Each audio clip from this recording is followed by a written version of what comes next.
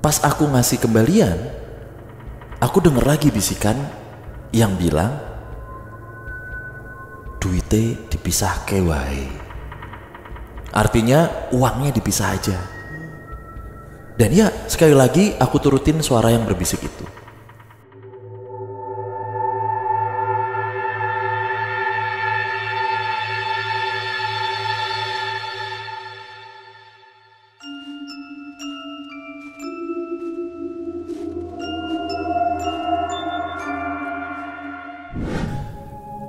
Assalamualaikum warahmatullahi wabarakatuh. Shalom, Om Swastiastu, nama budaya. salam kebajikan. Selamat datang kembali di podcast Malam Kliwon episode 574. Ya, sudah tidak eksklusif di mana-mana, tapi ada di mana-mana. Itu dia. Allah, saat pagi, siang, sore, malam teman Kliwon yang lagi nyetrika, nyuci baju, wangiin, gosok, apalah pokoknya ya. Bikin tembak-tembakan dari kayu, Bikin rujak, dagang bumbu di pasar, ngerakit Tamiya. masang eyelash. Gua kena iklan. Ada kena clickbait. Bukan kena clickbait sih. Remote control gini cuman 500.000. Tuh lihat tuh, keren banget. Mobil RC. Motor. Motor. Wah, udah jelasin panjang lebar. 500.000 ditambahin 9.800.000 lagi, kamu sudah bisa mendapatkan. Goblok gitu. Habis bahasa iklan. Ya kagak lah, pinter berarti. Enggak, itu menipu. Itu menipu, tolong. Aduh. Ya. Gitu dia. Oke. Cerita pertama di episode 579, betul ya? Bukan 574 ya. Dengan judul Gondol Duit Bakul Es Teh Jumbo. Cakep. Kok judulnya gitu? Lah ini judulnya. Halo Mas Bimo dan Mas Danu, kenalin nama aku Imah. Bukan nama sebenarnya, yang sekarang mengabdi di PMI, Pondok Mertua Indah. Oke. Aku gak tahu apakah aku termasuk indigo atau enggak. Tapi yang jelas aku sering banget dengar bisikan yang hampir 90% itu benar. Terus ngelihat mereka yang katanya halus, itu juga cukup sering aku lihat lah. Dan yang paling aneh adalah aku selalu kayak orang lemes banget, yang kayak gak punya tulang. Setiap kali aku mengkonsumsi makanan, minuman, bahkan barang apapun yang diberikan sebagai berkat dari orang meninggal. Kalau di Jogja mungkin lebih dikenal sebagai kenduri. Iya. Puji Tuhan, sejak Senin 1 Juli 2024 ini kami membuka usaha warung es teh Jumbo yang sekarang masih hype di Jogja walaupun sudah sangat terlambat untuk buka usaha ini. Oh, ini tahun lalu nih. Iya. Lagi naik-naik ya es teh Jumbo. Nah, sekarang aku mau nyeritain pengalamanku selama 12 hari jualan es teh Jumbo ini ya, Mas. Cukup pendek memang ceritanya, tapi semoga bisa lolos kurasi dan dibacakan. Selama 5 hari berjualan, semuanya terasa baik-baik aja. Dalam artian ya ada yang beli tiap hari, 5 cup lah minimal. Mulai hari ke-6, meja tempat aku jualan setiap pagi selalu ada sedotan bekas berwarna-warni.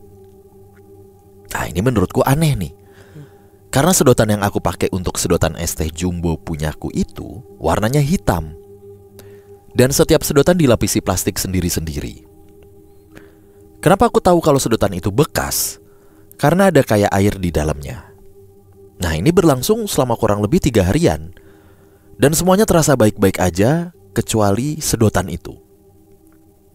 Sampai di hari ke-10 jualan, di hari Rabu 10 Juli 2024, tiba-tiba pelanggan es teh membludak sampai 30 plus cup sehari. Dan kami sangat bersyukur. Sekitar jam 11-an, karena es kristal hampir habis, makanya aku minta suami untuk beli dulu. Nah, waktu itu sendirian tuh jaga es teh. Tiba-tiba aku dengar bisikan yang bilang, artinya gini, langsung aja aku translatein. Bikin es teh dulu aja, dimasukin ke sealer. Sealer itu alat segel minuman. Tapi nggak usah ditutup dulu. Gitu tuh bilangnya. Seperti yang aku bilang di awal, karena 90% bisikan yang aku dengar itu pasti bener, dan bakal langsung kejadian, makanya aku langsung bikin satu dulu. Kenapa aku nurutin? Takutnya ada yang beli dalam jumlah banyak dan aku keteteran.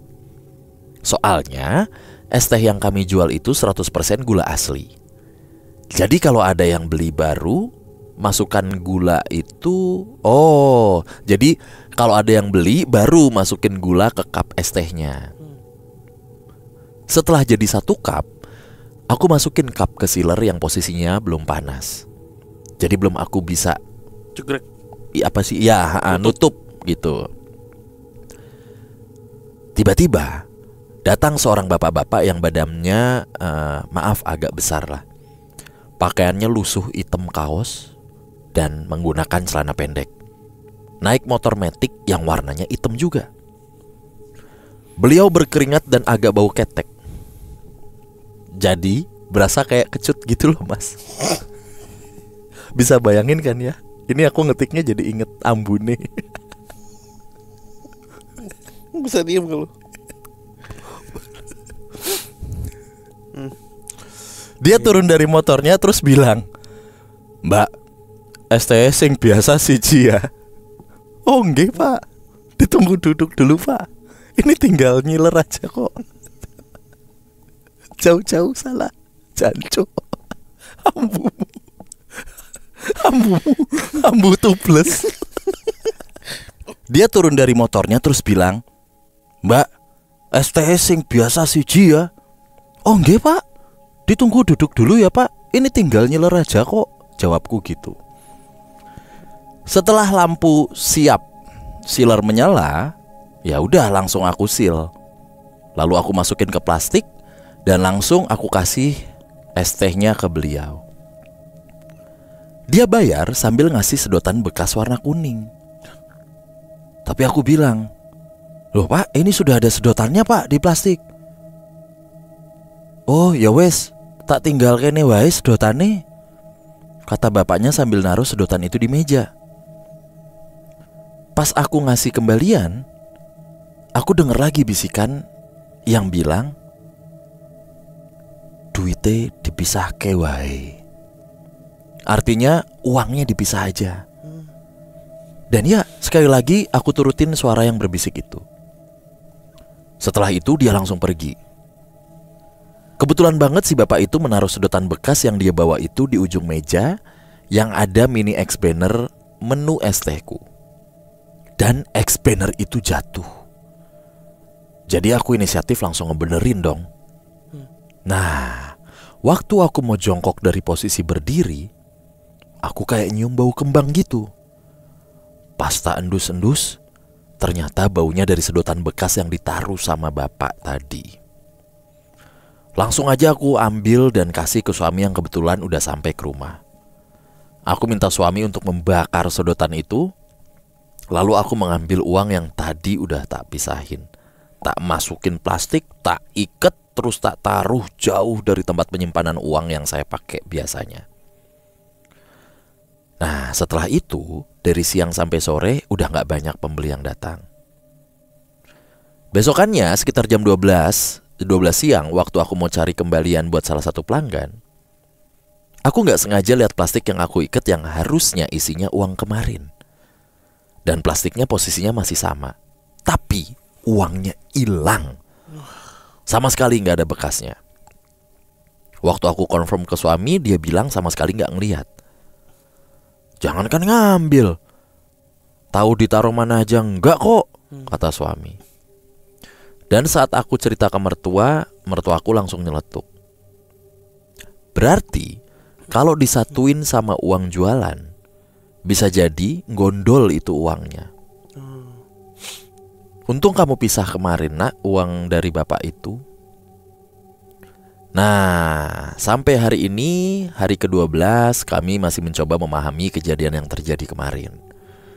Rasanya masih gak percaya kalau di zaman sekarang, tahun 2024, masih ada yang pakai begituan. Dah itu aja mas, cerita ini ditulis sambil jaga es teh nih. Doain lancar ya mas. Semoga makin laris jualan es teh kami. Amin, Coba amin. deket, udah tak anterin nih ke PMK biar seger kalau pas take podcast sambil minum es teh jumbo. Baiklah, terima kasih Mas Bimo, Mas Danu, kru PMK dan semua teman Kliwon. Semoga sehat Siapa namanya selalu. Namanya Imha. Ima. Iya. Oke. Sorry. Iya bener kan? Iya benar. Imah. Ah. Kok Imha? Mbak Ima, terima kasih ceritanya. Wah, ini sebuah cerita yang unik ya menurut gua ya. Pertama, dari metode gendam atau upaya apa ya istilahnya, ini apa ya? Mencuri. Ya apa ya? Mencuri lah. Pencuri secara goibnya tuh unik gitu ya. Ngasih duit buat ditaruh, ntar hilang semua gitu. Terus item yang ditaruh juga sedotan bekas. Bener. Terus ini tuh beneran usaha yang apa ya? Stand yang UMKM nih, bener-bener UMKM gitu. Masih dijahilin sama orang kayak gini gitu. Dan apa ya, yang jumbo bukan ST-nya doang ternyata, masnya juga jumbo. Pembelinya jumbo. Gondol duit. Jancuk jaran. Asu telas. Bukan jumbo. Dumbo. Animasi itu. Pembelinya Dumbo. Aduh, kurang ajar bener. Mas, gini ya, kalau badan udah bau deker, seenggaknya tuh baik gitu. Badannya bau matras olahraga yang disimpan di gudang sekolah. Badan lo bau matras. Aduh. Udah bener nih orang. Itu kalau ketangkep ya, terus diinterogasi, mungkin jawabannya cukup unik. Apa? Mas kan tahu ini cuman usaha es teh yang mohon maaf mungkin ya UMKM tadi gitu. Mbok ya janganlah. Terus ngapain pakai sedotan? Kalau sedotan itu aja bisa menggondol uang, taruhlah di restoran-restoran atau apapun franchise yang gede-gede itu. Terus dia jawab ya karena ini UMKM saya pakai sedotan. Kalau restoran gede saya pakai selang blawir. Saya pakai selang mas. Kayak ini baru bisa nyedot uang. Ini kan usaha gede. Kalau usaha kecil ya ini. Ya ini sedotan bisa. Sedotan bisa. Gila, gondol duit bisa. Nah, kalau usahanya besar ya beda. Taruh di McD saya perlu bawa blangwir. Selangnya gede banget. Pak, ini blangwirnya ketinggalan. Oh ya, taruh sini aja. Goblok. Orang goblok banget ya. Justru karena ini usaha kecil menengah mas.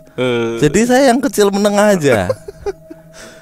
Aduh. Bener-bener. Tapi ini kita tandain ya.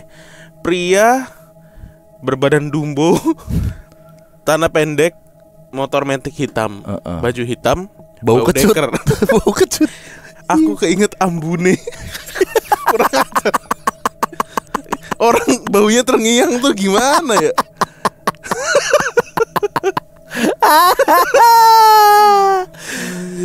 Aduh, bau makanan apa yang kita bisa langsung nebak ya?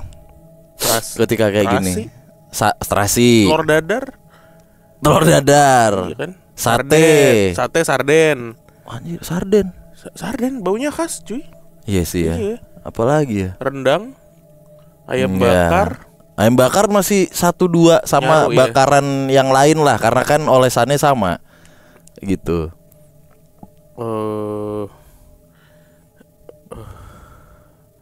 Apa ya? Indomie. Iya, Indomie goreng. Ya gitu-gitulah. Berarti ini masnya bisa di apa ya? Mbaknya enggak, si masnya yang mencuri bisa dibayangkan ini ya, bau belakang leher gitu ya. Berarti sebenarnya kalau dibayangkan itu jangan bau belakang leher, tapi bentukan belakang leher. Mas tahu kulit karbon kan? Kulit jeruk. Ini bukan glossy ini. Bukan. Ini stiker dop. Ya, bukan glossy ini mas. Ini dop. Bener. Kayak Fortuner. The real cumi-cumi darat. Tuh. Aduh. Orang udah dop kok masih zalim aja. Orang udah dop masih aja ngegendam. Aduh, enak banget ya. Aku nulis ini sambil keinget Mambune, Mas. Wah, cok, jancuk jaran. Aduh. Wah, jahat banget bro. Usaha jualan es teh jumbo sehari laku 5. Es teh jumbo harga 3.000. Sehari dapat 15.000, masih lu jahatin. Rapet lu. Jahat banget ini orang. Jahat banget bro. Sumpah, gue sumpahin lu berak dari pori-pori lu. Jahat banget. Ini goblok ih. Ih jahat ya. Iya benar jahat. Oh tapi mungkin dia di sepanjang itu apa? Nggak cuma melakukan ke satu stall aja. Ya lebih jahat lagi berarti. Ya intinya gitulah, kita sumpahin barang-barang aja. Tapi mediumnya lucu memang, sedotan. Iya kan, unik kan. Gak pernah lo kita denger cerita kayak gini. Mediumnya sedotan. Astaga, lucu banget. Tapi di hari pertama ini sebentar, tapi ini agak anomali ya. Di hari pertama kan banyak di kejadian pertama tuh kan banyak tumpukan sedotan kan. Sedotan bekas. Tapi malah membuat ramai. Oh ya, apa itu ya? Buat digondol duitnya. Habis rame diramein digondol. Iya benar. Rame aja 30 pesanan loh dia bilang. Iya kan? 30 plus lah. Iya. Itulah. Mbak Ima semangat jualannya ya. Terus dengerin PMK. Aku doakan laris manis. Amin. Tanjung Kimpul. Amin. Lanjut ya. Nih cerita berikutnya dari teman Kliwon. Halo Bang Bimo, Bang Danu. Panggil aja gua Z. Gue mau cerita pengalaman mistis gue. Ini salah satu dari kejadian yang banyak gitu ya, yang pernah gue alamin. Kejadiannya di tahun 2020 bulan Oktober. Langsung aja ke ceritanya. Jadi gue tuh tinggal di Subang. Saat itu malam hari dan gue sedang di toko gue sekedar ngopi dan istirahat aja. Nah tiba-tiba ada firasat gak enak nih gue. Jadi sehari sebelumnya ibu gue tuh dapat kabar kalau kakek gue di kampung itu lagi sakit. Lalu seketika juga gue ngerasa ada yang ngeliatin. Padahal saat itu gue lagi sendirian di toko. Karena adik dan orang tua gue pada tidur di rumah. Gue pandangin sekitar dan gue masih ngerasa lagi diawasin. Sampai akhirnya pandangan gue tertuju ke halaman parkiran gue dan teras rumah nih. Saat itu gue ngeliat ada kakek gue berdiri dengan make batik, diem, ngeliatin gue dengan tersenyum. Gue kaget dan heran, kok bisa ada kakek di sini? Karena rumah beliau itu ada di Blitar, di Jawa Timur, dan kondisinya pun lagi sakit. Saat gue mau coba samperin beliau, saat itu juga beliau menghilang seperti asap. Gak lama dari kejadian itu, bapak gue bangun karena nerima telepon bahwa mbahku atau kakek nih udah gak ada. Dan bapak gue ngasih tahu ke gue. Lalu gue jawab, iya udah tahu. Sambil masih dalam suasana duka, gue dan keluarga malam itu juga langsung berangkat ke Blitar untuk mengikuti pemakaman kakek. Kejadian aneh selanjutnya itu ada saat dalam perjalanan di tol. Orang tua dan adik gua tidur selama perjalanan karena perjalanan jauh dan saat itu emang udah larut malam. Gua memutuskan untuk nyupir sampai Blitar karena bokap gua tuh gampang ngantuk kalau nyupir. Beda dengan gua yang emang kuat banget nih kalau nyetir dan jarang istirahat. Hal aneh terjadi saat sudah melewati tol Cirebon. Gue udah beberapa kali lewatin tol ini dan udah hafal betul jalur atau treknya. Jadi setelah melewati tol kota Brebes, gue merasa jalur tol ini gak kayak biasanya. Gak ada trek naik turun dan belokan. Hanya jalur lurus dan datar aja. Jalanan pun sepi, hanya ada beberapa mobil. Gue agak heran, tapi ya udahlah. gue cuek aja sambil tetap dengerin musik selama perjalanan. Gak berselang lama, gue dikagetkan oleh suara ibu gue yang kebangun. Dan dia nanya, "Sampai mana ini bang?" Dan gue jawab sambil sedikit nengok ke belakang. "Baru ngelewatin Brebes mah, masih jauh." Nah di sini nih hal janggalnya. Setelah gue jawab pertanyaan ibu gue sambil kembali nengok lagi ngeliat jalan, tiba-tiba ada plang menunjukkan bahwa gerbang tol Banyumanik itu 500 meter lagi di depan. Bujuk, buset. Ibu gue bilang, "Lah, ini udah mau nyampe Semarang." Gue dengan bingung hanya diam, gak ngejawab. Dan gue ngeliat ibu lanjut tidur lagi. Setelah itu, jalur tol Banyumanik Semarang sampai Blitar tuh jalur yang sama yang gue hafal. Jadi setelah Brebes, entah gimana caranya gue gak ngelewatin Tegal, Pemalang, Pekalongan, dan Batang. Padahal seharusnya jalur tersebut kalau ditempuh bisa menghabiskan waktu ya paling cepet 3 jam lah kalau gue ngebut. Gue juga masih kebingungan mikirin hal itu selama di perjalanan. Tapi gue bersyukur aja bahwa gak ada kejadian buruk di perjalanan. Dan gue anggap itu bantuan supaya kami cepat sampai. Lalu gue pun sampai di Blitar jam 6:30 pagi. Bisa dibilang itu waktu yang cepet banget di perjalanan, karena gue berangkat jam 12 malam. Wah, anjir, cepet banget ya. 7 jam 6,5 jam Ngebut. Dan gue gak cerita tentang kejadian itu karena suasana juga lagi berduka. Tapi orang tua gue pun heran, karena kok perjalanan berasa cepet banget. Gue cuma bilang, itu gara-gara pada tidur pulas saja, jadi gak berasa. Terakhir, malam harinya gue dapat cerita dari saudara gue selesai dari kebaktian penghiburan, kalau adiknya ibu yang kerja di Hong Kong itu juga didatengin sama kakek. Saat itu, atasan dari adik ibu tuh ngeliat ada kakek-kakek di depan terasnya. Lalu ia pun bertanya, siapa dan apa tujuannya. Nah ini FYI ya, bosnya ini bisa melihat dan komunikasi sama mereka.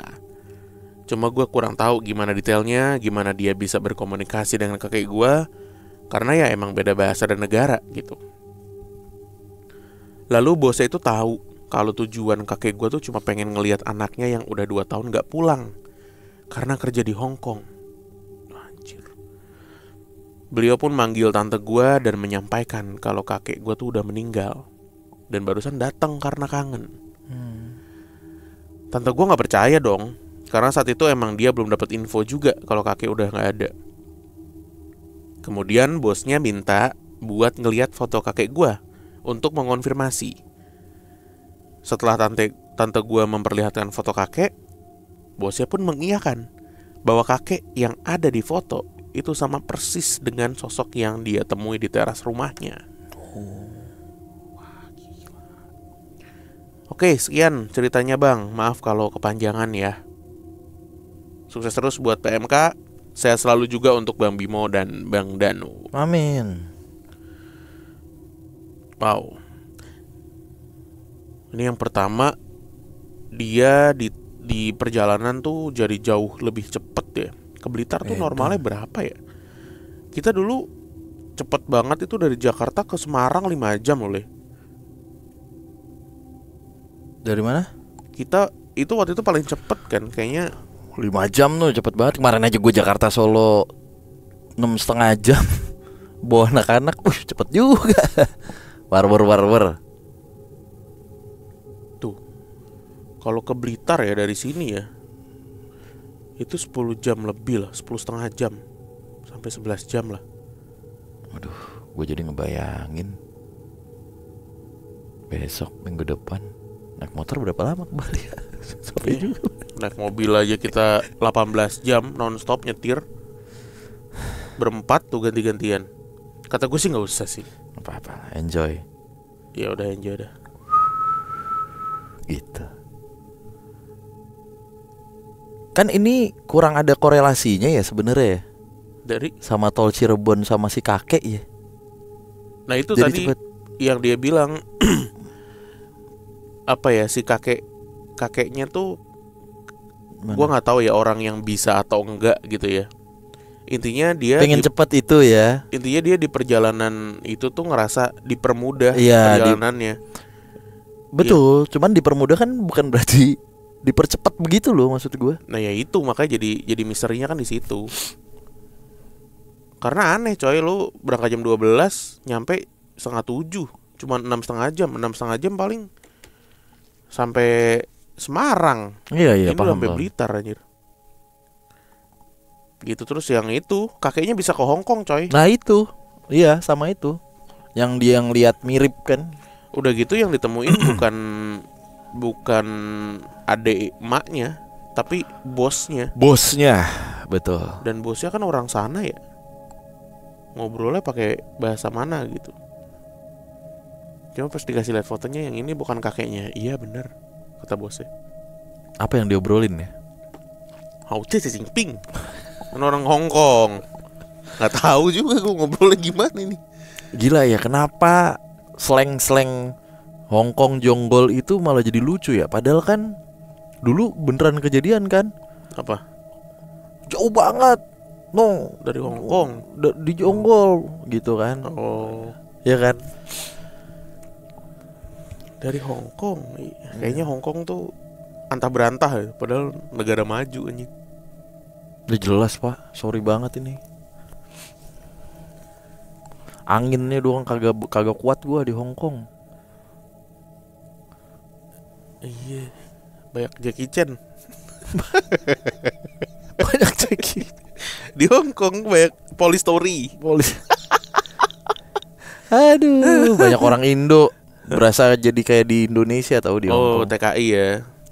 Asli berasa banget kayak di Indo. Ini Ya. kayaknya juga banyak yang dari Hong Kong dengerin. Wah iya. Iya, kadang Ini teman kadang- Kliwon. kadang ngasih super thanks Dari Hong Kong. dolar Hong Kong. Waduh, keren banget. Itu makanya. Top. Ya. Oke, terima kasih teman Kliwon yang udah ngirim cerita, yang udah mendengarkan dan menonton. Kita ketemu lagi di episode berikutnya. Dah. Dadah.